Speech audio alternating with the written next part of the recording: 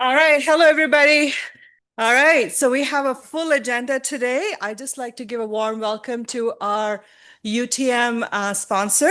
Professor Leah Hirsch is here with her students on the right, and we're going to hear from her students.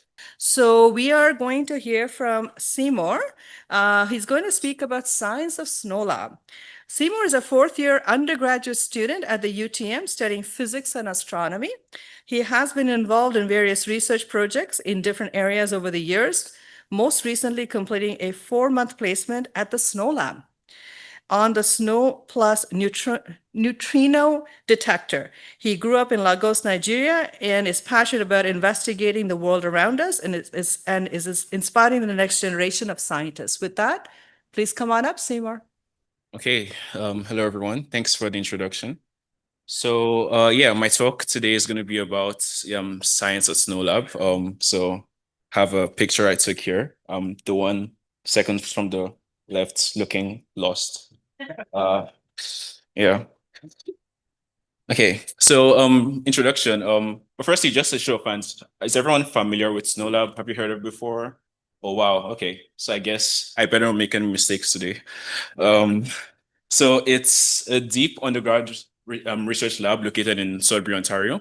For a long time, it was actually the deepest clean lab in the world, but was recently overtaken like around 2020 by a lab in Japan, sadly. But it's still operational. It's been going on since about 1999, and I'm going to talk a bit about how it started. Firstly, why underground and why does it have to be so clean? So SNOLAB houses several experiments that are trying to detect some of the rarest phenomena in physics. So we have from the nature of dark matter to the nature of neutrinos, things that happen on the smallest of scales with really low probabilities of happening. So to be able to make sure we can actually isolate the right signals, we have to make sure we reduce our backgrounds as much as possible. And that's why the experiments are housed on the ground. Now, going underground as deep as possible provides a rock overburden that's able to shelter from cosmic rays. So we know that cosmic rays come from outer space, and an example of them is muons. And they provide a significant background because when they interact with detectors, they produce signals in the energy region that's expected for our events that we're looking for. So the fact that SNOLAB is 2 kilometers underground, as you can see here, reduces the cosmic radiation by a factor of almost 50 million. So it's like a really significant deduction in our muon backgrounds. Apart from going underground, there are also strict cleanliness standards that have to be held because anything carries radiation. A lot of things can be radioactive, from the dust underground to your clothing. So there are really strict cleanliness standards that are held to make sure that we're removing everything that's like as much as possible can be removed from that could produce radiation. Okay, so firstly, a brief history. If you cast your mind back to when last you studied physics, there's something called beta decay. Basically, it's a process when you have a neutron in an atom that converts to a proton and an electron, and it produces a signal of beta. Sorry, I forgot I could use this thing. It produces a signal here, and this is an electron, basically. So you can see a big atom that splits into an electron and a larger atom. So for a long time, scientists only knew about this and this. They knew that there's going to be an atom that's produced, and they knew that there's going to be beta particle that's produced. But when the energy spectrum was recorded, there was some missing energy in the system. So basically, they're able to measure the amount of energy that the atom has before decaying, and they measure the amount of energy that the products have after decaying. And you'd expect from conservation of energy that you have the same amount of energy before and after. But there seemed to be some missing energy that no one could understand why it wasn't being detected. And then Pauli was the first in 1930 to kind of explain this just with a shot in the dark of what possibly could actually carry away this energy. And he postulated an electrically neutral atom, weakly interacting very light, which is called the neutrino, as we see here, that carries away all the missing kinetic energy that we don't observe. And that was kind of like a fix just for him to make sure that everything worked. And he wasn't even sure of himself. He made this interesting quote that he said he has done a terrible thing because if it's actually weakly interacting electrically neutral, how is anyone going to detect it? So at least he was a self-aware physicist, was able to see his mistakes. But yeah, no worries, Polly. We're actually able to detect neutrinos after all, because they have something called weak interactions. So I'm going to go back a bit. Keep this equation in mind. I'm going to go back a bit to this one. And you can kind of imagine that if you have a neutrino coming in, you can think of rearranging this equation where instead of starting with the neutron, you're starting with the proton and the neutrino. And all that's left is the neutron, and imagine this electron going to the other side and becomes a positron. So I'm going to go back, and that's basically what we have here. So instead of starting from the neutron, now you're starting from a neutrino and a proton. And the neutrino comes in, interacts with the proton, and you're able to measure the signals from the positron and from the neutron. So this is just one way we're actually able to detect neutrinos. But the issue is the probability of these interactions are really small, and that's why neutrino detectors have to be really big to increase the probability of actually observing these interactions. Okay, so I'll talk a bit about the solar neutrino problem. So neutrinos, as I've explained, they come in three flavors. So flavors are a particular property that some fundamental particles have. So we see there are electron, muon, and tau neutrinos. And in the sun, decay processes happen in the sun, and they only produce electron neutrinos. So there was a mismatch between theory and experiment. Theory predicted, or the understanding of the universe at the time predicted a specific amount of electron neutrinos. But when we're actually able to build detectors to detect this flux of electron neutrinos, we're never getting the exact expected amount. It was always about a third of the electron neutrinos. And it was really confusing. Why? Because the theory was pretty sound. It was able to predict other things about the sun that we're able to observe. So why just this one thing that it was not able to predict perfectly? So that's what the solar neutrino problem is. And a leading theory for, or a possibility for why this happened is called neutrino oscillations. So basically, what if the flux that we expected of electron neutrinos coming in that we see only a third of as Earth? What if it's possible that the electron neutrinos somehow change their flavor to the other neutrino states like tau or muon? And since our detectors are only specified to detect electron neutrinos, the electron neutrinos that have oscillated, that's the terminology, that have oscillated to the other states would not be able to be detected by our detectors, which will explain why you only see less than the expected flux. So it was a pretty sound theory, and this was what the SNO observatory was built to detect. So I'll go through this diagram a bit. You have an inner shielding that contains heavy water and light water outside. And this is surrounded by about 9,500 photomultiplier tubes. This has a radius of about 6 meters, so it's pretty big, probably as big as this room, maybe bigger. No, not bigger actually. But yeah, it's a pretty big detector. And it ran from 1999 to 2006. And the aim, like I said, was how about you're able to build a detector that can actually detect all flavors of the neutrino. So if the sun only produces electron neutrino and somehow they've oscillated between the sun and the earth, if you have a detector that can actually detect all the neutrinos, then you should get the expected flux of electron neutrinos that theory predicts. So that was the idea from this. And yeah, it did this by using other methods of neutrino interactions like deuterium breakup and electron scattering. So I'm not going to go into this, but basically they were able to find a method where the neutrino interactions did not have to be just electron neutrinos. It could be any of the other neutrinos. And they were able to measure the full flux of neutrinos. And they were successful. They confirmed that instead of getting 1/3 of the expected flux as they were getting before, with this method where all neutrino flavors are measured, they were getting the expected flux as theory. So that shows that that's indeed what was happening. The electron neutrinos from the sun were somehow changing flavor on their way to the Earth. And yeah, this got awarded Nobel Prize to Dr. Art McDonald in 2015, or shared Nobel Prize.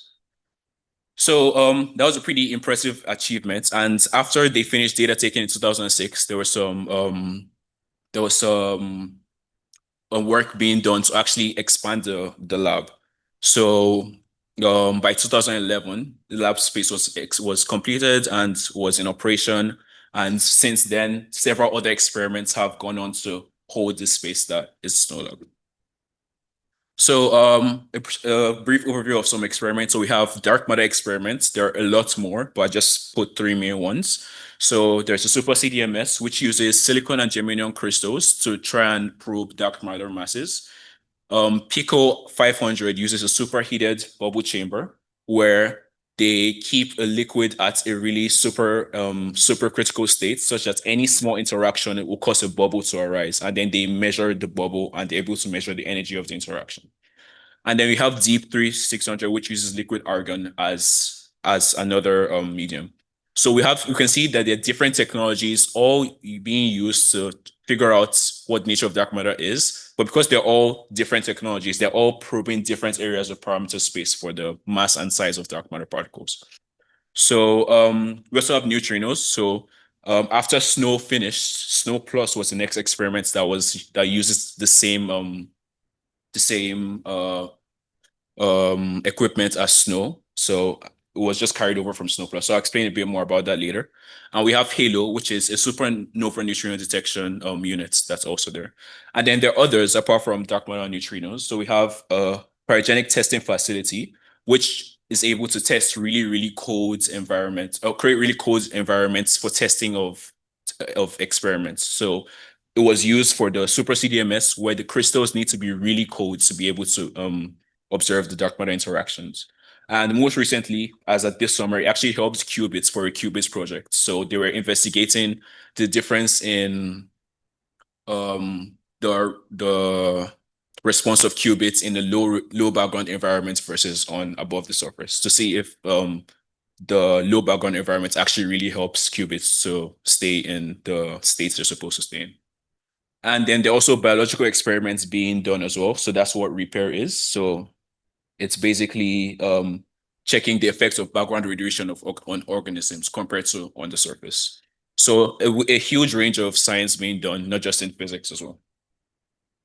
Okay, and I brought some pictures. So this is SNO Plus. This is how the cavern looks, pretty big. All the things you see around are called photomultiplier tubes. So they're things that detect light and they're able to use the light detector to understand the energy of an interaction that took place within the detector.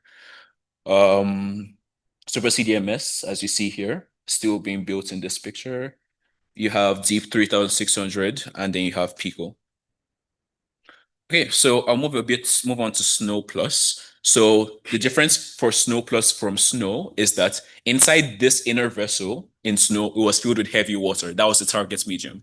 But for SNO Plus, they've removed the heavy water and now has something called linear alkyl benzene. That's what LAB is. It's a scintillator. So for any interaction that occurs, a scintillator produces much more light to make it easier to be able to actually record these interactions. So the energy threshold is much lower than it was for SNO. Still surrounded by about 10,000 photomultiplier tubes. So those are things that detect the lights.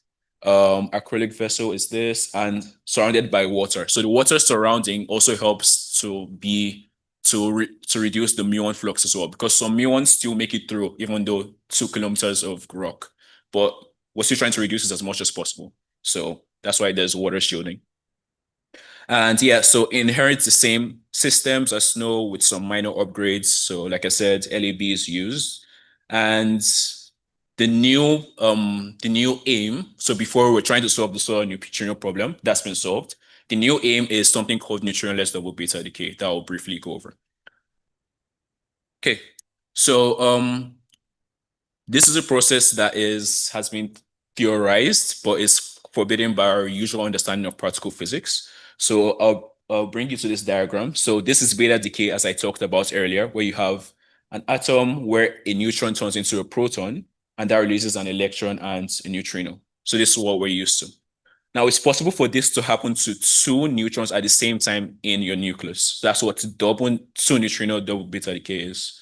So you have, instead of just 1 neutrino turning into 1 proton and electron and neutrino, you have 2 neutrons undergoing this at the same time.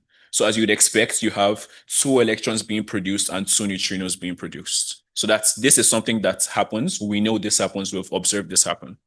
But now what we're trying to figure out is if this process can occur without producing any neutrinos. And this will be really important because if this is true, it provides the first ever experimental evidence for something called the Majoranarum nature of neutrinos, basically meaning that neutrinos are their own antiparticle. So in the standard model, every particle has its own antiparticle. But this case, it would imply that neutrinos are their own antiparticle. So and that has a lot of implications for science. So one possible thing that this can actually help us understand better is matter-antimatter asymmetry. So basically, since the Big Bang, we expected the amount of matter and antimatter in the universe to basically be created in equal amounts. But that's not what our observations are. We have significantly more matter in the universe than antimatter. But the Majoranarum nature of neutrinos could possibly actually answer this, because if some neutrinos in the early universe were able to decay into antineutrinos, then the difference in the amount of neutrinos and antineutrinos could actually have kept on going since then, and then that could have caused the discrepancy between matter and antimatter. So this basically, the Majoranarum nature of neutrinos was going to provide answers for many questions in particle physics, one of them being the matter-antimatter asymmetry. Okay, so that's the major goal for SNO+ right now. And they're currently loading tellurium, which is the nucleus being used for actually detect this. So by next year, they should start data taking for this interaction. But before tellurium was loaded, the scintillator with only the scintillator in the detector, we're actually able to have other applications of SNO+. So we could still detect solar neutrinos for the past few years. They also reactor antineutrinos. So in Canada and also in the US, there are several nuclear reactors that are all around, and SNO+ can actually detect antineutrinos that come from those reactors. So that's something really interesting that they've actually used to do some analysis. There are also geoneutrinos that come from the Earth's core. So the detector is able to detect those as well. And then there are supernova neutrinos, which are much more difficult to detect, but it actually is possible to detect them. So when a supernova explodes, the neutrinos actually get to Earth first before the light comes. And if this is actually able to be done well, you can actually predict where to actually look for supernova explosions. Like if the detector detects the neutrinos coming from a particular point in the sky, then we can tell all the telescopes, oh, look at that patch of sky. There's a supernova about to happen. And if we're actually able to observe the supernova as it's happening, it's going to improve a lot of our understandings in astronomy. Okay, yeah, this is me at SNO+. I was pretty much posing for this picture. I wasn't doing anything serious, I'm being honest. This is one of the circuit boards that's used. So like I said, we inherited the same electronics from SNO. So they're older than me. They're like 25, 30 years old. So it's pretty like interesting that they're actually still working till now. And for them to still be working till now, there's a dedicated detector electronics team regularly fixing things and making sure things work. So yeah, this is me fixing something. I learned how to use a soldering iron. That was my major takeaway from SNOLAB, honestly. Uh, but yeah, apart from that, I also helped do some analysis of some sort of corrosion that was developing on the boards. And yeah, it's a specific corrosion that grows in sulfur-rich environments. And yeah, that's what this graph shows. You can see some levels of copper on the boards that's being corroded from the internal circuits. And yeah, during my time there, they put a neutron source there for calibration purposes, and I helped to do some analysis on that, on the position of the neutron source within the detector. I think that's all I have. Yeah, thank you.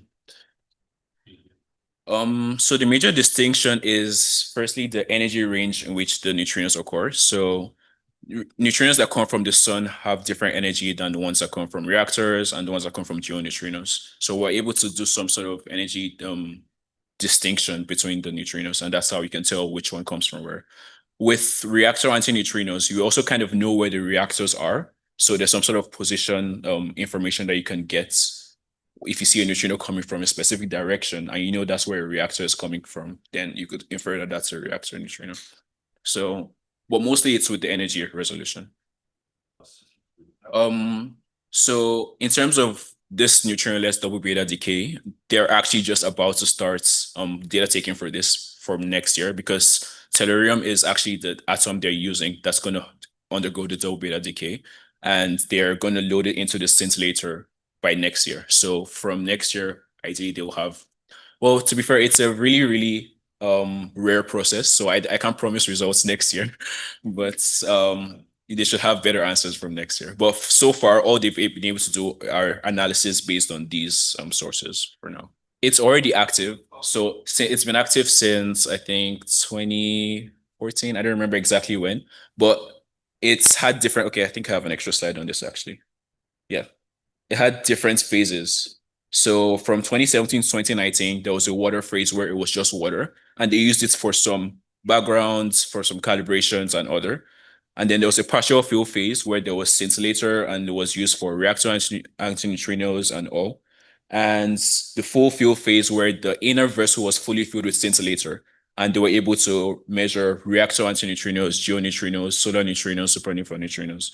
So in terms of the actual main goal of SNO+, which is the neutrinoless double beta decay, the tellurium phase is they're just entering now. So from next year, they're going to be able to answer more questions about that. Yes, I did apply. Honestly, it was just God's will. I don't know how it happened. I applied in January. I got an interview in February or March, and then yeah, it just happened.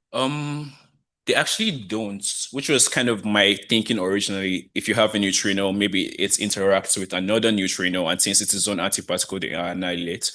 But I think I learned recently that that's not exactly what happens. So it's more like if you have a process that produces neutrinos and another process that's supposed to take in antineutrinos, the neutrino would also be able to go substitute for an antineutrino. So that's what happens in double beta decay. I don't have a good diagram showing it, but that's what happens here.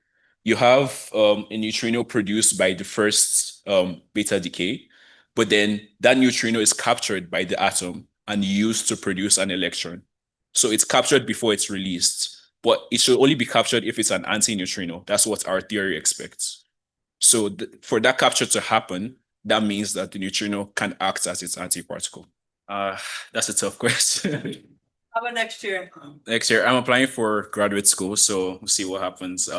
So the two speakers are going to do a joint presentation. It's on orbital characterization of a white dwarf companion, HD 16401b, from direct imaging, absolute astrometry, and radial velocity data. So the first speaker, well, there's a joint speaker. So Shawncholi is currently a fourth-year undergraduate student pursuing a double major in physics and astronomy, as well as a minor in computer science. Her main research interests are in characterizing stellar and exoplanet system using observational data. And Vidhan is a final year astronomy student at the University of Toronto, Mississauga.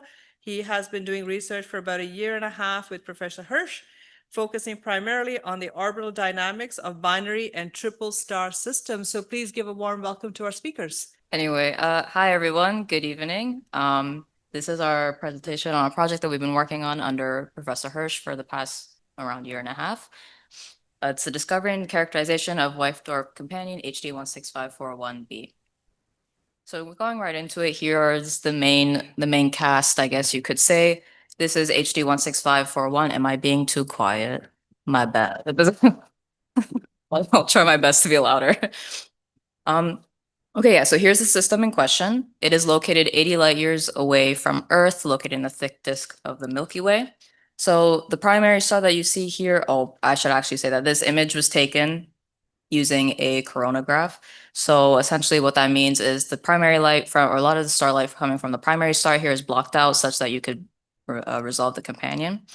But the first star that you see here is HD 16541a. It is classified as a G0V star, or it's basically a sun-like star. Its age is around 10 gigayears, so it's pretty old. And it's classified as a blue straggler. What this essentially means is that the physical characteristics of this star are more that of a younger star, despite it being quite old. So think of it as a star that has found the fountain of youth, so to say. The mass of this primary star is around 0.9 solar masses.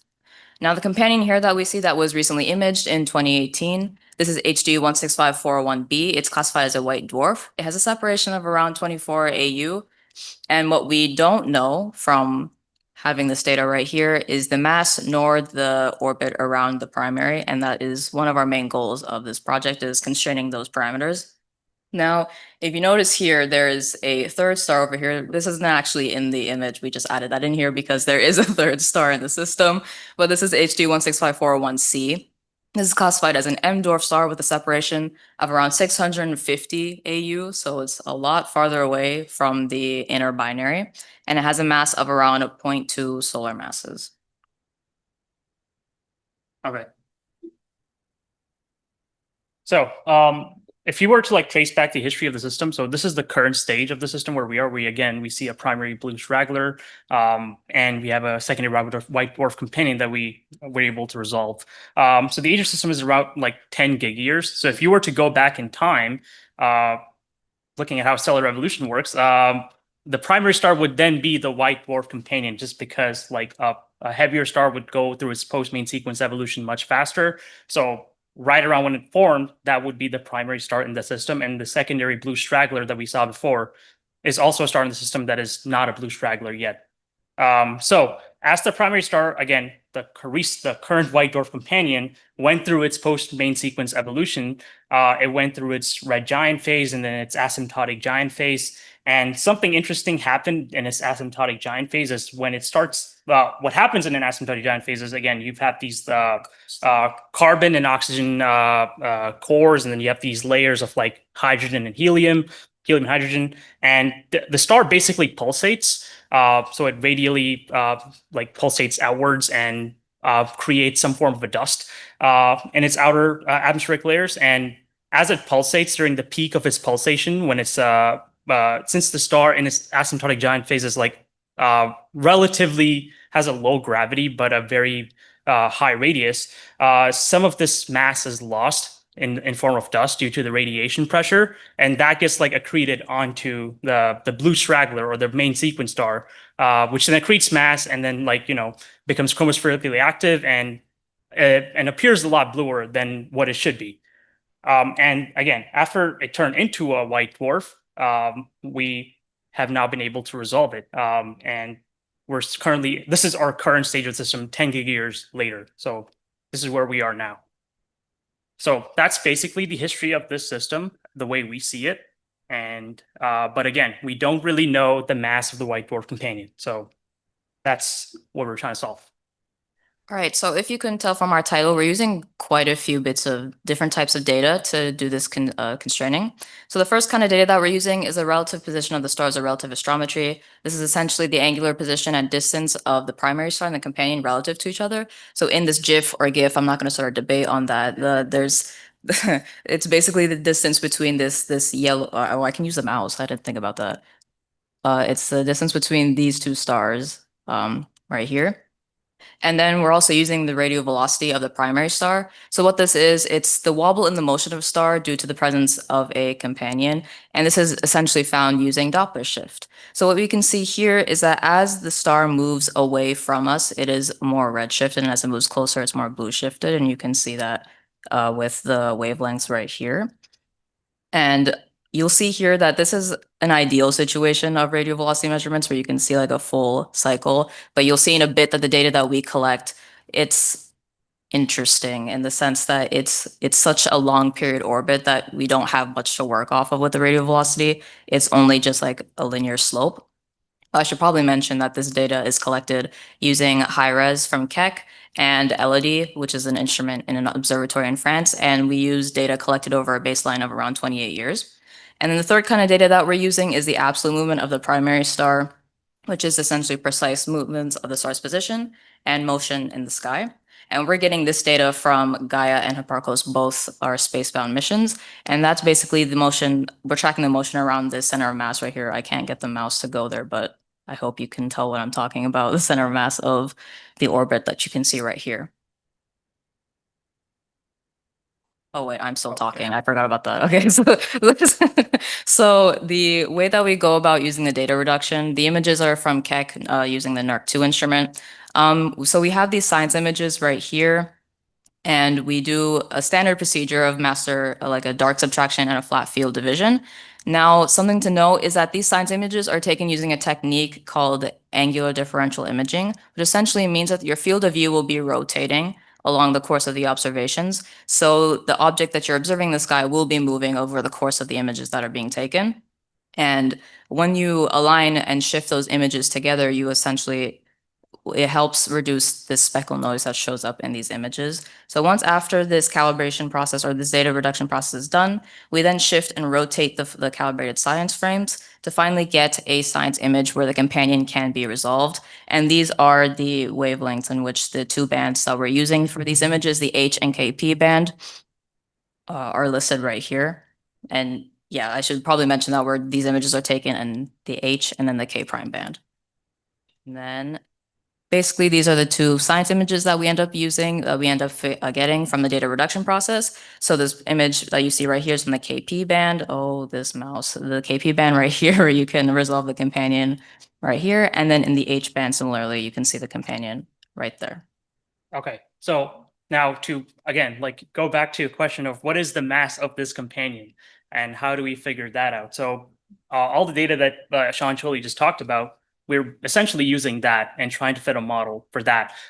So we use this technique called Markov chain Monte Carlo, which I'm sure if y'all have heard before a lot. It's a very common sampling technique in astronomy is you essentially like try to simulate some orbits and see like which orbits sort of fit the model the best. So we don't really simulate the orbits, you sample from them and see like, you know, which of these orbits fit our data the best. And the Markov chain Monte Carlo part is just like a guessing game where it sort of like samples from these orbits and sees like which one is the best fit.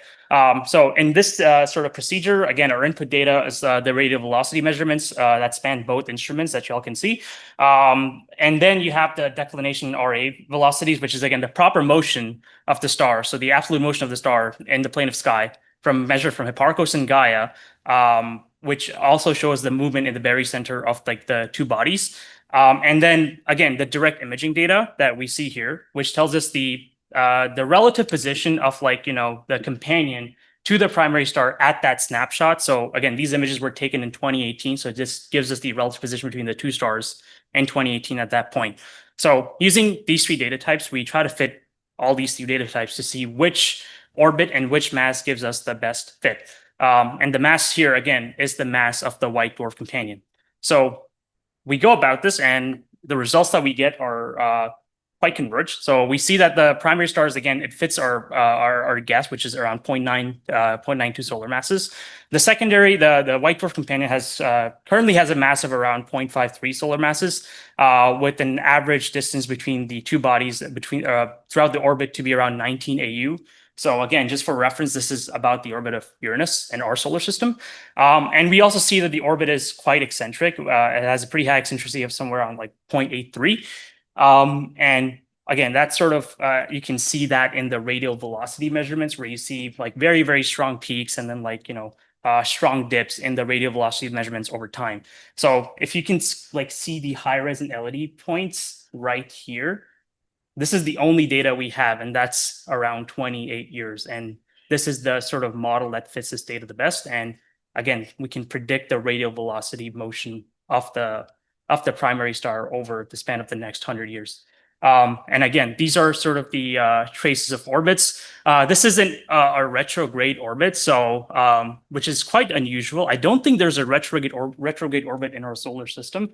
But essentially, what this means is that, like in most cases, if you were to view the sun from like the North Pole or from top down, you would see that like it is quite common for like planets or any companions to be sort of orbiting in the same direction as the spin, which is I believe is like counterclockwise. But in this case, the sort of motion is flipped and it's clockwise. So again, this is one of the interesting sort of dynamics of this system. And the orange point here, again, I don't know if y'all are able to see it properly, but the orange point here,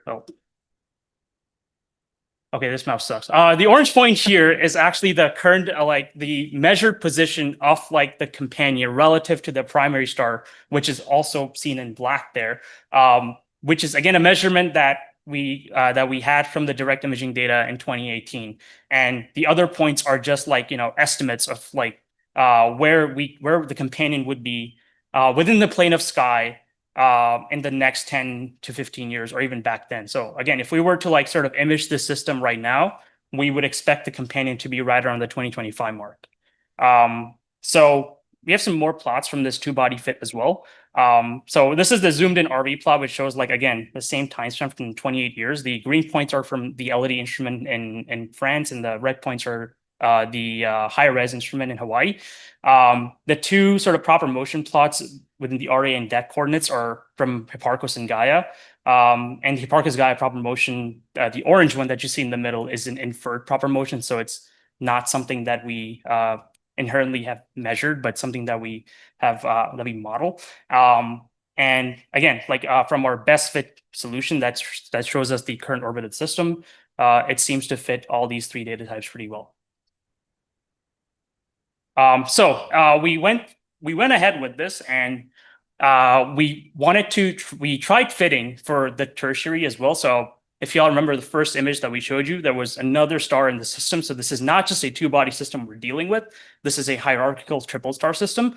And we tried to see if we can somehow resolve the orbit of that from the data that we have and from the estimates that we have on the orbit of the second body. So again, this modeling is not a fully like n-body dynamical modeling. We're essentially just linearly like combining the signatures, the reflex motions of like the two stars, and seeing, does it fit our data? And we do play around with like sort of guesses that we have on like, the orbit of the tertiary. But essentially we're able to resolve the fact that like the tertiary is about around 0.17 solar masses. It has an average separation of around 650 AU throughout its orbit, and it's quite eccentric. It's relatively eccentric. It has an eccentricity of 0.47, and so it's again more circular than the orbit of the inner body.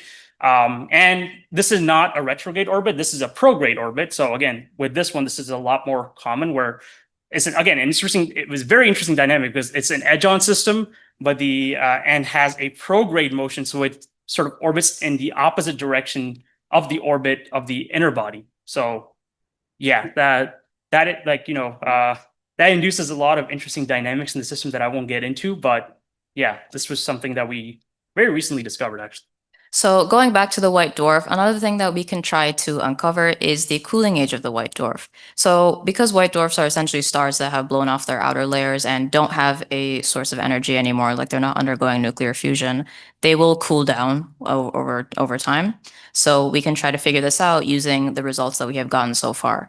So to do this, we use the data that we found in the images, but instead of finding the relative positions of the companion and the primary, we now use the relative brightness that can be found using aperture photometry, combining that with the mass that was found in the two-body or three-body fit, respectively, and then comparing to known white dwarf cooling models, where you can see here, I'm going to give up using this mouse, but the temperature and the age, you can see that it cools down as time progresses. But in all that combination, we again use Markov chain Monte Carlo simulations to show that the cooling age of currently is around 1.03 gigayears. So what this basically means is that this white dwarf has been cooling for around a gigayear, and implies that this evolution occurred more recently within the system's history.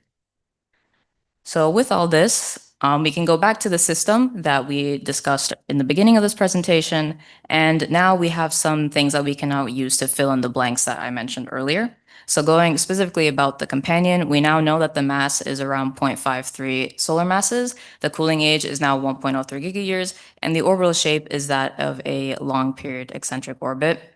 And then in terms of HD 16541C, the tertiary, we now know that it has a more of an edge-on orbit, and we've been able to constrain the mass further. Instead of 0.2 solar masses, it's now around 0.17 solar masses. And yeah, this concludes our presentation. Thank you so much for listening. The point of reference is like the spin of the primary star. Which is, you do know the spin of the primary star. Well, yeah, in most cases, like the spin of like stars in at least the way the prograde and retrograde like sort of system the convention works is stars sort of spin like counterclockwise as a reference direction, and when like if you were to view it from the top, they spin counterclockwise as they form. So prograde orbits are within the same sort of frame where they also do like orbit counterclockwise, but retrograde orbit in the opposite direction. Yeah. I understand. Actually, curious, how do you know the rotation direction? This is more of like stars and the survey of stars itself. So it's not, we didn't measure the rotation of this primary in our case, but it's more on like how stars form in general, like in like how stars form in the universe, where they form in this So it's like, like a generalization, Yeah. essentially. so it's more on like how we expect stars to like spin as they form. This data was taken back in 2018. So we started working on this project back around summer of 2024. So this imaging data was already with Professor Hirsch. That was not us. Yeah, that was all Professor Hirsch, and yeah, she got. I should help probably with that. add that this project was actually a continuation of around 2 years ago. Tabassum and Ziad did a presentation on this project, so we were kind of passed down the torch, if you will, to continue with this. It's more of a prediction, because the way that blue stragglers form is that usually what will occur is mass transfer. That's what we're assuming in this case. We're assuming that when the white dwarf was undergoing its it was blowing out its outer layers, we assume that somewhere between that time, some sort of mass transfer occurred such that the primary currently gained extra mass and became like started exhibiting more younger star traits, and that gives it its classification as a blue straggler. So it's mostly just using data that we know to try to form a timeline, if you will, of events. Yeah, most of the information on the timeline is again based on literature. We Yeah. didn't discover the fact that this was a blue straggler. It was already found based on its profiles on like iron over hydrogen ratios and stuff like that on its chemistry. So we didn't really trace back its history, but assuming how stellar evolution goes, this is how we expect sort of stars to evolve. So for a 0.53 solar mass like white dwarf, you would expect like the initial mass of like the progenitor star's mass to be around like 1 solar mass. Again, like these numbers sort of vary a lot depending on how you sort of model these stars themselves. Yeah, like this is just we didn't like go back in history and sort of model this ourselves. This is just based on like how stellar evolution goes in stars themselves. So. Yeah, it would suggest that maybe not white dwarf companion, but like the presence of a companion where some sort of mass transfer could occur. Yeah, it doesn't have to be from a white dwarf necessarily. And it could be like collisions too. It Yeah. doesn't have to be just like Or like a merger transfers. event. So like Yeah. you could have like a merger event, and then like the star basically eats the other star, and then you would see another blue straggler. So the ways to form blue straggler, there's like a lot. It's just a simple sort of classification of stars themselves. As soon as it becomes a white dwarf. So essentially white dwarfs like don't really do much after they form. They just sort of cool down over time. And that's the starting point on like Our last talk before break, morphologies on stellar streams. So Rudra Panchal, he's a fourth year student at UTM specializing in astronomical sciences, major in physics and a minor in math. So with that, let's welcome Rudra. Hi everyone, my name is Rudra and I'm going to talk about stellar streams today. So usually like we talk about galaxies and the stars revolving around its axis in this disk, you see, but we don't really talk about these stellar streams on the other hand. So stellar streams are these thin, long strings of stars, like you can see over here. So like what they do is that they're torn apart from the gravitational force fields inside the galaxy, and they kind of follow this other eccentric orbit, which is not along the disk. And I'm going to talk about it because my project is on complete morphology on them, and I'm doing this under the supervision of Professor Raymond Kalberg. Yeah, right. So the main question is, why do we study these stellar streams? So first things first, that stellar streams act like fossil fuels of these galaxies. They talk about the galaxy's past, and we can even predict their motions and see how they evolve during time. And my project is basically on simulating these stellar streams on these platforms, some softwares called Music and Gadget 4. And I'll talk about that in a bit. But yeah, and while studying them, we can also study how these dark matter halos form apart from the axis of the galaxy. So when you have the galaxy over here, we can also we already know, like, we can kind of try to find the traces of the distribution of dark matter around its disk, but studying these stellar streams can also help us how these dark matter is distributed everywhere. Right. Coming to this, I don't know if the video won't work, so I'll just show you this link. So wait, yeah, this is one of the simulations which I deal with. Each dot, the black dot over here you're seeing, is one star of one solar mass. So like the mass of the sun. And on the right-hand side, what you're seeing, the red dots, they are dark matter. And each red dot is 10,000 solar masses, right? And yeah, the simulation is pretty long, but yeah. And it has like a gravitational potential inside. And what we do is that we simulate this at earlier stages of the universe. So approximately around a redshift of 50. And yeah, so we can add like many cosmological parameters in it. And we basically simulate this on the like on these softwares. And a bit about them, how we simulate it is that there are like these 1,130 snapshots, and each snapshot weighs around 6.5 gigs, and there are like 1,000 of them. So like if I run it on my computer will get fried. That's why we use university supercomputer to basically like compile all of them and make the video which I just showed you.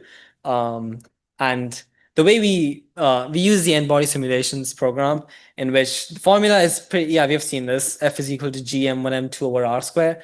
But over here, there's just one term. This is the softening length. It's because if two stars basically come very close to each other, the radius between them is 0. So the force spikes up, which kind of messes up with the simulations. That's why we add this softening length, which avoids that part basically.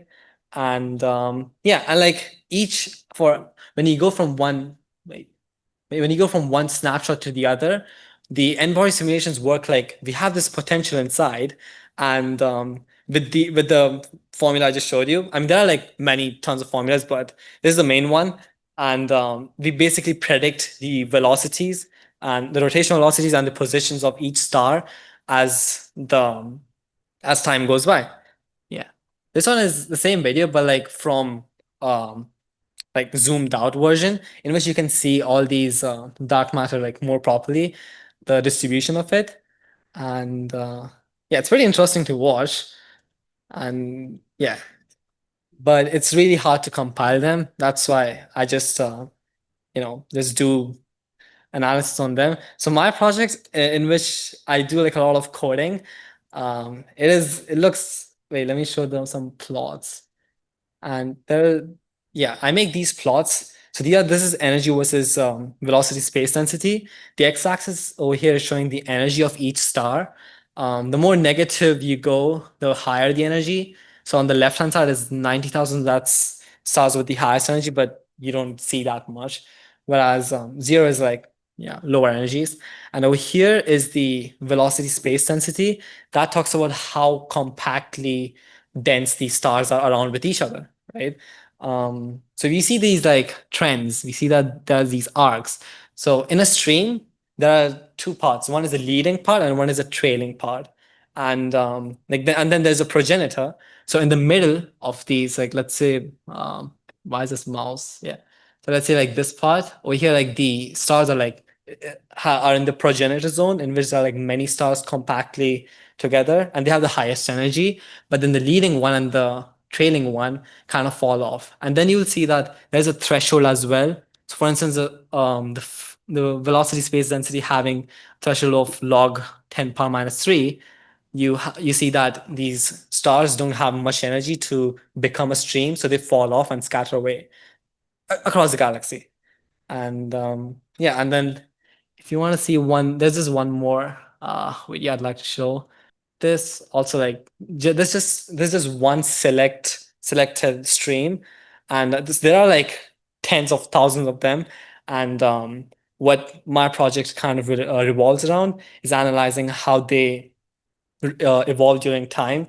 And with doing this, we can also like have a better model of dark matter and how these stars basically orbit around the galaxy. And yeah, that's pretty much it. It was just a 5 minute presentation. Oh, these are over here, like it says X and Y, -15. These are just like set coordinate system. It doesn't specify any kilometers or nothing, but it's just in a simulation how each star is like just one particle, and we are simulating in a 3D cube and seeing it. But not exactly. Over here, we are like not dealing with actual stars. We are just dealing with these particles, and they have this force and they are moving along with each other. So the time aspect doesn't come here, but yeah, maybe I could try to add that aspect in my research, but yeah. So the warm dark matter over here, that's a good question. So over here, when I did say that the red dots meant like is like 10,000 solar masses, the dark matter, but it's not a like when I say it's warm dark matter, we might say that warm dark matter does not weigh that much because it's 10,000 solar masses. But that's the thing. Each red dot is a collection of like many warm dark matter. Because if you see the mass of one warm dark matter, it is like 7,700 electron volts, which is very, very like, light. The mass of electron is 5,500 electron volts. The mass of your neutrino was 0.545 electron volts. So this is like very less, but we take like many of them, like, billions and billions, I don't know, you can just say, and it just becomes one clump, and that is just one red dot of 10,000 solar masses of dark matter. In the software which we used, we set that the redshift of 50, that means it's just a few million years after the Big Bang. The reason why is because at that time we didn't have much, we had a lot of like, stars, but we didn't have much space expansion. We didn't have other factors affecting it. So that's a timeline around like 50 redshift we can calculate. It's just like a few million years right after the Big Bang. Actually, it's a good question. I don't know why we chose that specific, but I'll get back to you about it. But the reason why we consider these stellar streams is because we can say, like, the reason why it's so old is because we can see that if we observe the current time stellar streams, we can predict how the galaxies looked in the past. Right. So I should have mentioned that, but we see stellar streams like pretty often. In fact, our Milky Way itself has a stellar stream called Sagittarius stream, then GD1 stream. So like we do observe these streams and our galaxies and the neighboring galaxies as well. But it's still like we're studying more and trying to observe more because they're pretty hard to detect. And yeah, hope that answers your question. And what are you doing next year? I am praying that I get into grad school. Okay, no worries. All right, so we're going to go to our last two presentations. I'm very excited to introduce Beverly, who's also a new member of the center. She's going to speak about smartphone as astrophotography. So over to you. Hi, everybody. Can you hear me okay? Am I loud enough? Okay, good. So the reason I decided to do this is before I got my Astrocam a couple of months ago, I had people always express to me shock that the picture I was showing them was taken with a phone. In fact, Joe, wherever he went, there he is. When I went to my first member observation night, he started getting people and going, "You gotta see this. She took this with her phone." So I thought, maybe I could just share some of the information. Just to set expectations, there's a lot I will not be talking about because this is just a 15-minute introduction. So happy to answer questions later, or it may be just a topic you'll have to research. But anyways, so let me show you some of the pictures I took with my phone. This is, of course, M27, the Dumbbell Nebula. Yeah, right, exactly, my phone. Yeah, it's a Pixel. It's not even the newest version, but it's a Pixel. Of course, Bode's Galaxy, Cigar Galaxy. M3, you probably recognize.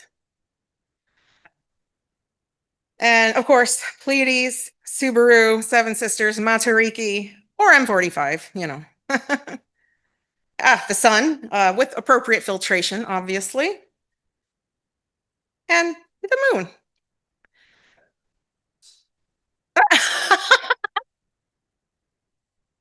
I just want you to know I took no part in any insults that may be hurled back there. So, and of course, you can do wide sky or full sky images. Like this is how I took up near where were we? Up near Huntsville. It was Bortle 3, so it was a gorgeous, gorgeous place. And similar to here too. All right, so what is it? And it's kind of what it sounds like. You're just taking pictures with your phone. So it's not really complicated as far as that concept goes. There's a couple of ways you can do it. Obviously, there's the full sky. Some people call it wide field, but you can also do that with your telescope. So I just want to avoid the ambiguity of using that term. So I call it full sky. Where you can take much larger pictures, Milky Way like you just saw, or constellations where you're just using your phone with no telescope. Then of course the other stuff through a telescope, which is what I mostly did actually. So important things to note. Everybody's phone is different, especially, well, for Androids. I mean, I guess for iPhones, not so much, but I don't use iPhones. I use an Android. So your sensor is going to be different, potentially your camera software. So anything I tell you here may or may not work for you depending on your phone. So just please do keep that in mind. Your phone to do this would have to be able to take raw format images because a JPEG is far too compressed. You can't really process it. You can't really get the detail out of it. I mean, you can probably do something with it, but it's not going to look anything like what I was just sharing because it's so compressed. If you're using your telescope, you really have to worry about extraneous light. I will be talking a little more about that later. And this blobby, this purpley blob you see, it's lovely color, that is an autofocus laser that, at least on the Pixels, which is what I have, the Google Pixel, they have this a laser that kind of helps you autofocus. You have to cover that thing up. So that's an interesting thing that will come up with a phone that is just never going to come up with something like an Astrocam. It took me ages to figure out what this was. And then I just started using painter's tape, you know, the kind that doesn't leave a lot of residue, to just cover those little dots on my phone. I had to, anyways, they're there. And I'm not sure if other phones have this. They probably do, but this was my experience. Okay, so let me just talk a little about some of the how-tos, and then I'm going to talk about some equipment after that, okay? So obviously, I mean, a lot of people here already do astrophotography, so I apologize if some of this is basic, but I wanted to design this to be introductory. So obviously, you know, a dark sky is best, so going away from the city is ideal. Preferably no big full moon, unless you're, of course, photographing the moon. For this, where you're doing the full sky, having something in the foreground actually can add visual interest just from an artistic perspective.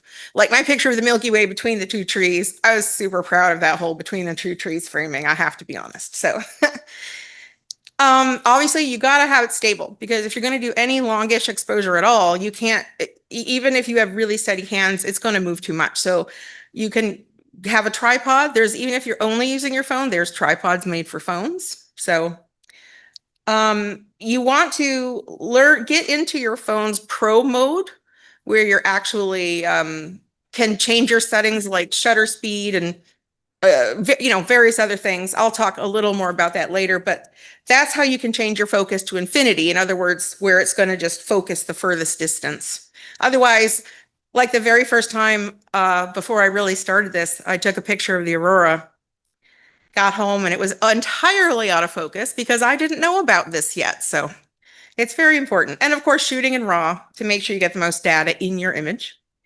Now, if you are stacking for this, you actually only want a few shots because of the parallax effect of your foreground. Obviously, the sky is going to be moving at a very different rate. So like the Milky Way shot that I showed before, that was only 3 shots that I just stacked together, because by the time they were like 12 seconds or 15 seconds. By the time I got to the next one, it was already starting to move kind of behind the tree a little too much. So this is actually much simpler than it sounds in a way. You really just put your phone down, you set the exposure and go, but just, you know, a few things to think about. Now, the telescope, which is where people tend to express the most surprise. So again, same kind of general steps. You want, preferably darker sky, etc. We're going to talk about blocking the extraneous light. I actually have a thing. I don't know how well you can see it, but I have a picture too, where later on, if you want to look at this, this is actually an eyepiece with a phone adapter. So anybody who wants to actually look at this and play with it, you're welcome to do that later on. Again, shoot raw. Now, for this case, you want to take as many pictures as possible, particularly if you're doing a deep space object. The moon is bright, the sun is bright. You actually don't need too many shots of that necessarily. But if you're trying to do a galaxy or a nebula or something like that, you want to do as many as possible. Now, are all of you familiar with trackers, tracking mounts? Okay, so, you can't, I actually started before I ever even had a tracking mount, just by literally just moving my telescope, just every couple of shots and just moving it. And it was a strangely laborious process, but I really enjoyed it. But obviously Tracted makes that a lot easier if you're using a tracker. Now, calibration frames, I'm not really going to get into because that could be a whole topic all to itself. But if you're going to use them, take them before you move anything, particularly your flats. Otherwise, they're just not going to be worth anything. So don't forget to do that, which I often did early on. So, okay, so now I'm going to just show and talk about some of the equipment. Tripods. So I think we all kind of know how important these are. If you've got a telescope, you already have one, most likely. But even if you're only using your phone, you can see there's these various types of phone tripods here. If all you want to do is do full sky shots, that's cool. Those are gorgeous pictures. And you could get just something even from the dollar store for a tripod for that. Now, if you want to use your telescope, you need one of these adapters. Now, this is a kind I have seen but never used. It always feels very cheaply put together for me, but that also may mean you can get it cheap. I don't know. This was my first kind that I bought. Pretty good, but it didn't fit. When I got a telescope with a 2-inch barrel, it no longer fit my new eyepieces. It was really made for 1.25 and not 2-inch. So now I've got this big honking guy, the Celestron NextYZ or something like that. Honestly, I love the thing. It's super sturdy. It goes in all the directions. It's been great. And it can hold much larger eyepieces, which again, you'll see if you come and look at this later. Except my Pentax eyepieces. Those things are massive. Those are only for visual. One thing that some people don't think about is a remote trigger, because if you're touching your phone, it's gonna, even if it's very light, it's gonna move a little bit. So I have the one here in the middle, the orange one. I absolutely love this thing. I use it for all kinds of things. They're super cheap and easy to find. If you don't have one, or you aren't sure you even want to do this and you wanted to try this, you can also just put the timer on your phone so that once you touch it, it won't actually take the picture for another 5 seconds or 3 seconds. Obviously, if you're trying to take 100 pictures of something that night, that's going to be really time consuming, which is why the trigger is so useful. You can just sit and just like that. So that's another thing I think is really helpful. Now, this is something that maybe is a little bit more advanced. So a lot of you, I assume most of you are quite familiar with telescopes. That's part of why we're here. But sometimes around the edges of your view, you get, different curvature or other artifacts and things. So if you have a telescope with a flattener, that actually helps correct for that. And my telescope now does have a flattener. It's the one here in the middle. I've got the SV Bony, or however you say it, one that goes with that. You can also get eyepieces that claim to be flat field eyepieces. I've actually had really good luck with them, particularly the Celestron ones. I have tried a couple of cheap ones that I have to say I don't think were actually flat field. So, look at reviews first. But I must say the Ultima Edge ones have been quite good. These TeleVue Panoptic, though, honestly, if you can afford one of those, you probably should just get an Astrocam. But they're amazing. Never actually used one, just seen other people using them. So, anyways. So that's just another thing to think about. If you do want to do this with your smartphone and you don't want to buy new eyepieces, though, just keep whatever your target is just towards the center so that you've got room to trim the weird stuff on the edges around. So here's the extraneous light I keep talking about. So you see how when it's in here, look at all that space between your eyepiece and the phone. Well, that's light leakage that's coming in. Even if you're in a very dark sky, you can still get some interference from the moon or a passing car or something. So you want to mitigate that. There's various kinds of hoods you can get for like camera lenses that I find helpful. I have a similar one to the one in the upper left. Or you can do what I pretty much always do now, my favorite way, which is I wrap an old t-shirt around it. Honestly, that works better for me than anything else I've tried. It's just, make sure there's nothing dripping behind, into the space, but it blocks out any of the extraneous light. It's cheap. It doesn't matter if you lose it, you can get another one, right? Because it's just a piece of cloth. So, not everything has to be super high tech or expensive. So knowing your camera, very, very important. The software in your phone, which again, I can't really teach you about specifically because everyone's will be so different. This is my Pixel here. You can actually just go into the settings and you can see Pro is very easy. It's right there. It's just a giant button. Some people, it's a little more hidden and you have to dig for it. Just Google your phone and Pro mode camera or whatever. And if you can't find it, I assure you someone has made a YouTube video on how to find it. But you can see in the lower right here, I can select for focus, shutter speed, ISO. I can do all kinds of things. So there's a lot of great things. And in the upper left, you can see where I was able to choose to take raw images. So it's not only JPEG. Mine, unfortunately, forces me to take both JPEG and RAW. So I always have a bunch of extras, but that's fine. Oh, actually, and another thing, if your phone has multiple cameras, like a lot of the newer ones do, you actually also want to put it on manual lens selection. Otherwise, it's going to keep changing cameras on you because it thinks it's got to try to find the best way. So that can be super annoying. So it's another thing.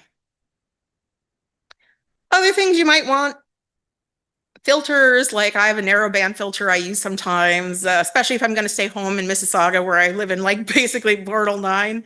Batteries, tracking mounts, dew heater if you're going to be out on a night where the dew point's going to collide with the temperature.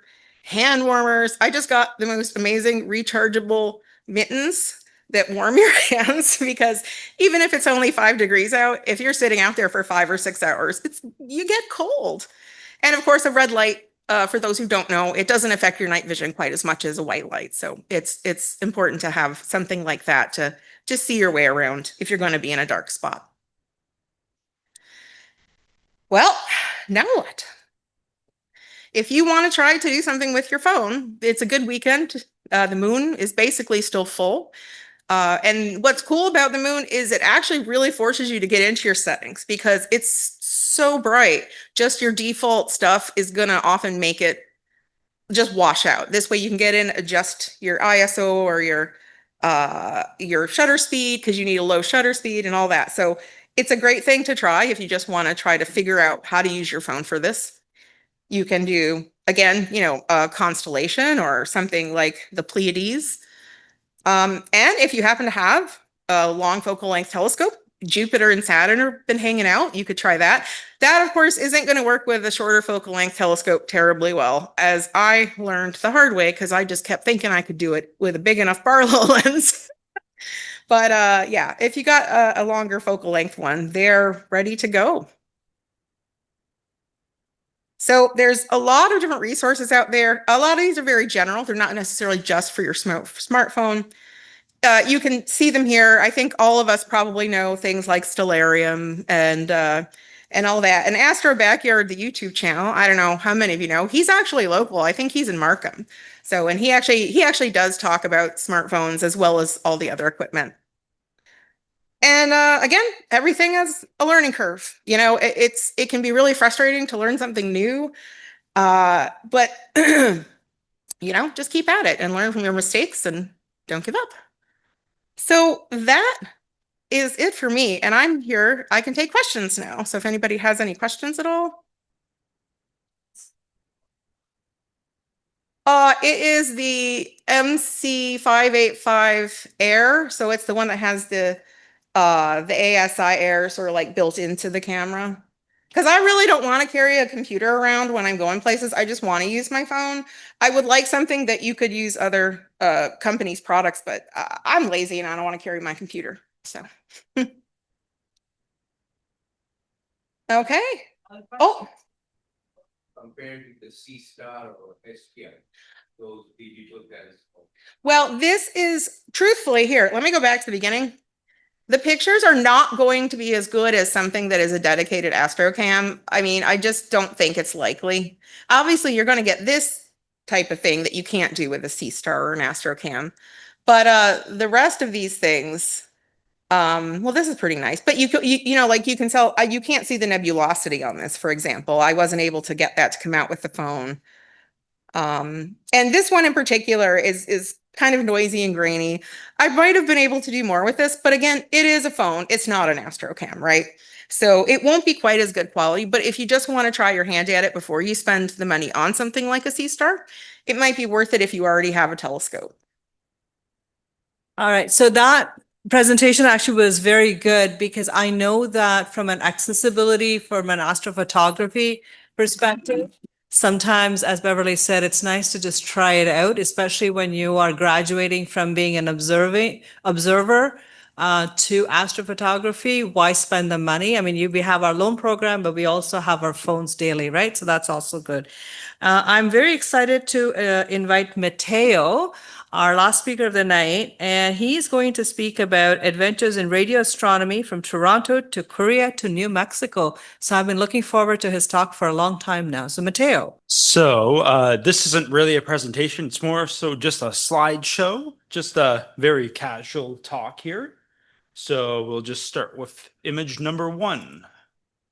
All right, so the first out of 3 things I did this summer was here in Toronto, actually, which is at UofT, the Toronto, not the Mississauga branch, but the Toronto campus. What I did back in July is I was invited to into a summer school from the Dunlap Institute for radio astronomy instrumentation. And so among a lot of talks we had about building radio dishes and how to do all sorts of different methods of collecting radio data from the stars. We also actually built our own horns. So as you can see here, this is a receiver box that me and 2 other students built. And on the left, you could see a little VNA, which just tracks signals. And you could see how it, there's a big, on that blue curve, there's a big bump near the right there. And that's like a filter. It basically shows how the data is filtered except for that area, which is the area where we actually want to observe. And then continuing on, there's me installing it to the side of the horn. And then here's a handful of the horns. They were actually, I was told they were built from materials from Home Depot. So anyone could do it. It's just, the more precise you get, the better the data you get. So with something like this, you could only get very basic data, but I believe in this image here, yes. So what we could see here is that 1,420 megahertz frequency, that is actually just that's something to just ignore. The one of the hardware pieces we use to measure our data just has that noise built in. But if you look just to the right of it, very close to it, there's another tiny little bump. And that's actually data. I believe that's data when we were pointing at the Milky Way. So there was 3 big things we did with these radio horns. The first is we had a look at the sun to see how much energy that's emitting. So we were able to see all of the radio data coming straight from the sun. Then we actually pointed it at the Milky Way, as you can see here. And the crazy thing is that because it's radio, we actually got this data when it was cloudy. We just pointed it in the general direction where the Milky Way was that day, and there's the data. It's very interesting coming from using optical telescopes for so long. And then this right here is the last major thing we did with our radio horns, which is interferometry. So me and two other people worked on one group, but we actually teamed up with another group and connected both radio dishes together at I believe we had them 8 meters apart. So we basically had an 8 meter dish, quote unquote, and we merged the data and we could see the results there. I don't remember exactly the results, but it would say again, compared to optical, this is something you almost can't do. Moving on. Yes, this is pretty much 2 weeks after that, I went to South Korea, to Seoul. And the reason is because I since 2023, actually, I've been working with a professor there, mainly it's just volunteering, but I've been doing research on quasars, actually. And I won't get into too much detail what I did, but because I'm still actually working with the guy, but basically we've been researching a new method of measuring distances in space using very niche quasars where you can observe both the jet and counterjet. And so over the last few years, he's been trying to tell me, okay, you have to come over so we could work on this together and start writing the paper. And so eventually I finally ended up going there, back in August. And so as you can see here, this is the flight, very long flight, 15 and a half hours. I'm still surprised I got through that. And this is me on the bus heading over from the airport. If you don't know, the main airport in Seoul is actually on its own little island called Incheon. And so it was actually an hour and a half drive from the airport to the apartment I was in. But you could see the many, many, many apartments and other skyscrapers there. Oh yeah, this is the main gate of the university the professor works at, Sejong University. And it's you can see a nice arch gateway there, very fancy. It's not a huge university, but it's very nice to be even as just a tourist. And then another big thing about South Korea is the food. I was there for 2 weeks, and pretty much every meal I had was new. So that was very amazing. Lots of barbecue. I would recommend. Oh yeah, here's another one. This is a barbecue. Yes, traditional barbecue right in front of you, and you have to make sure you don't undercook it or overcook it. And if you do it well, you're rewarded with good food. Here's I believe this is the last food picture. This is one of my favorites. This is almost like it's almost like what was it, a schnitzel, but it's actually cut differently, and it's filled with cheese. Very, very good food. Another thing I did while I was there was I actually got a piece of telescope equipment, because as it turns out, there's a company that makes telescope mounts there called Super Mount. And so as some of you may know, I have a antique refractor that's really heavy, and so I've been trying to find a nice giant alt-az mount, very simple mount to hold it for outreach. And as it turns out, there's a place not too far away, I believe still in Seoul, that sells these nice mounts. And so I actually went to their head office to pick one up. So you could see, here's the mount on one of their telescopes there. And it was really cool to see how this guy built it. I believe he was in his 60s, and he could barely speak English, but we still had a nice conversation on how he builds these mounts and how interesting all of this is. Another detour I took while I was there is the Gyeokbungung Palace. That's I believe the largest palace in Seoul, right in the heart of Seoul, in fact, right near the town hall, I believe. And so you could see right behind it is the nice mountain range. I believe the name is partially translates to like the northernmost point or something like that. But yeah, the pictures alone don't tell you just how big this area was. Like I was constantly walking the whole time, and it still took me like 2 straight hours to get through the whole place, just constantly walking from building to building.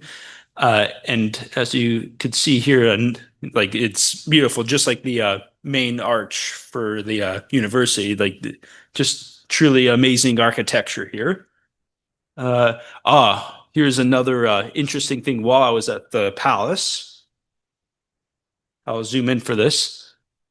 This is just a complete coincidence that I had a look at this plaque here, but there was actually an astronomy building, quote unquote. So it was a like a yeah, I don't remember the whole history here, but you could see that the King Sejong, the same guy as the university. So yeah, the university was named after this guy, and he liked science, and so he had a building built for sciences, including astronomy, to like observe and record celestial coordinates, I believe. So it was pretty neat seeing that there because I was there for astronomy. Speaking of which, here is a radio dish. So, as it turns out, all the way back in March of this year, there was the Korean Space Institute. They actually have their own little interferometry. They have several big dishes like these throughout South Korea that combine their data to observe various objects. And this one right here, as I said, was just built in March. But as it turns out, the guy I've been working with, the reason why I went there in the first place, he actually knows all the people who helped build this dish and who are currently working on it. And he was, in fact, one of the first people to use this dish. And because of that, he actually got me to get a tour of this place. And I forgot to mention, this is actually nowhere near Seoul. We actually took a 2.5 hour bus ride to get there, but it's absolutely worth it because, here's a nice little blueprints of the place, but you could see how there's plenty of like different ladders to get up into the building. And that's what I exactly did. I actually went into the dish. And so you could see here is all the infrastructure, all the collecting equipment and different bandpass filters to collect all this data. And it was I was very lucky to have this kind of tour because they almost never let people into this receiver cabin. That's what this area is called. And so that's more or less it for South Korea. Because I have more pictures, but it's mainly just data, food. So now, after heading back to home and then attending Starfest for a few days, I went shortly after Starfest, in fact, to New Mexico for my last set of events this summer. And so you can see here some mountain canyons. And this is Albuquerque, me being near, again, nice, beautiful mountain range, just very picturesque. And then I also found aliens because they are indeed real. This is in Suffern. No, not Suffern. Suffern's in New York. Socorro, yes. Yeah, Socorro, New Mexico. This is where we stayed while we were there. And so the main reason why I went to Socorro in New Mexico is for this place right here. So there's a man named John Briggs, and he's very well known for collecting and restoring telescopes and observatories. And so in the middle of nowhere called Magdalena, New Mexico, he actually bought a school gymnasium to house many different telescopes and astronomical books and other relics of importance. And so you could already see some parts and things outside the building. And so when you enter, you could see stuff like this, a rack of refractors. ranging from 6 to 10 inches in diameter. You could see on the right there, that's, I believe, a whole observatory's worth of a whole observatory library dating back to the 1800s. Let's see here. Big telescope on the right is a 12.5-inch cave Newtonian. If you know what that is, then yeah, you would be impressed. On the top left there, dangling from the ceiling, that's actually a 13-inch refractor. I'm trying to remember who made it, but yeah, there's countless stories for each of these telescopes. And so I went there to, because I'm interested in antiques telescopes myself, and I had time off this summer. And so, I spent a few days here taking it all in. And so here's another interesting thing that he recently got. This is actually a 30-foot long optical bench that was from NASA JPL. And so he was practically begged to pick it up, or else they would have, torn it to shreds to throw it away. So he was very eager to pick this up because this an optical bench like this is not common, that's for sure. This right here is an interesting telescope that I've heard of for the last few years. This is actually a celestron telescope. In fact, it is the largest one they have ever built, with a 22-inch diameter. So it's very interesting to see something you've heard of on the internet for years in person. Like I never thought I would ever see one of these in person. What else is here? This right here. This is a cool little instrument. So back in May, I actually picked up a similar machine to this, and what it does is it coats whatever you want in a vacuum chamber. And so one of the main uses I would like to do with my machine is to coat telescope mirrors. And so as it turns out, he has a similar machine. And one of the reasons why I went to this guy is to actually pick up a vacuum pump so I could repair mine. And so we had a nice discussion about these machines as well. What else is here? Yeah, here's a close-up of this one of the observatory libraries, as well as this right here called the Schmuttmann telescope. It's a very interesting design. If you've ever heard of a place called Stellafane, it's pretty much similar to Starfest, but it's more orientated on telescope making. There's a big one of these telescopes there, and it's actually a singlet refractor, just one single lens with a ton of mirrors to cancel out the chromatic aberration. So it's, these are really interesting telescopes. This right here is a spectroscope with several prisms. I believe this was made by John Browning, which is, I believe, made in the 1800s. This right here he said, is probably the oldest thing he owns. This is a telescope by a man named Fraunhofer, German, and I believe this is from the 1820s. Another guy I met who actually bought out the rest of the school and is pretty much neighbors with John here. He is actually building a giant telescope, 72-inch diameter, and this right here is actually a secondary mirror. I believe that's like 12-inch or 13-inch diameter, minor axis.